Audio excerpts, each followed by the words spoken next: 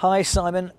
Let's face it, it's going to be a long time before most of us are flying again, isn't it? That all depends who you talk to, actually, because you have, for example, middle of May, Lufthansa suddenly came out and said, right, we are going to be flying a really quite significant network from the 1st of June. You've had, obviously, Ryanair, the biggest budget airline in Europe, saying they will be doing pretty much the same from the start of July.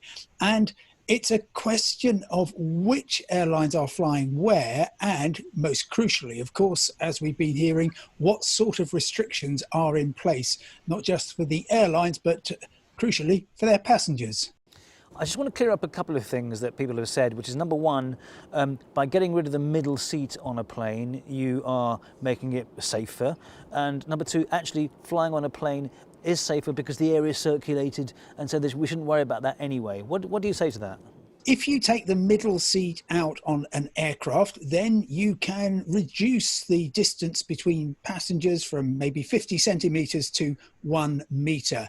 A lot of people would say that in the course of a 3-hour flight, that's actually not going to make much difference, but it would certainly make a lot of difference to the fare if you take out 1/3 of the passengers. The cruelty of fractions means that you need to increase the price by 50%.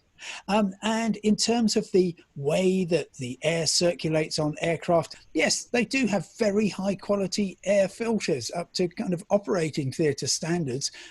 But if somebody next to you is sneezing and coughing, I'm afraid the best filters in the world aren't going to do you much good.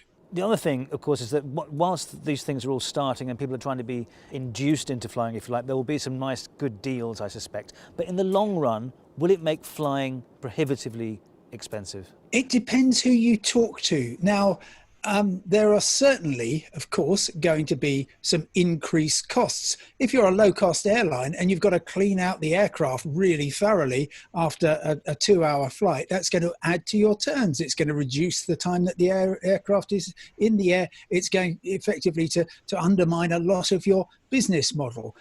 Extra costs at airports, of course, are going to push prices up. But against that, you are going to see the airlines, the holiday companies coming in with all sorts of deals to persuade us that, yes, it is a good idea to go traveling once again. And so, as it were, for the brave, maybe for the foolhardy, there will be plenty of bargains out there. But I think when things settle down, we won't see quite as many flights. We won't see the same range of opportunities that we have now, and we will certainly see higher prices, because the only way that the airlines can recoup the billions of dollars that they've been losing over the past few months is, of course, to push up the prices, and they'll do that by keeping a lid on capacity. Thank you, Simon. Stay safe.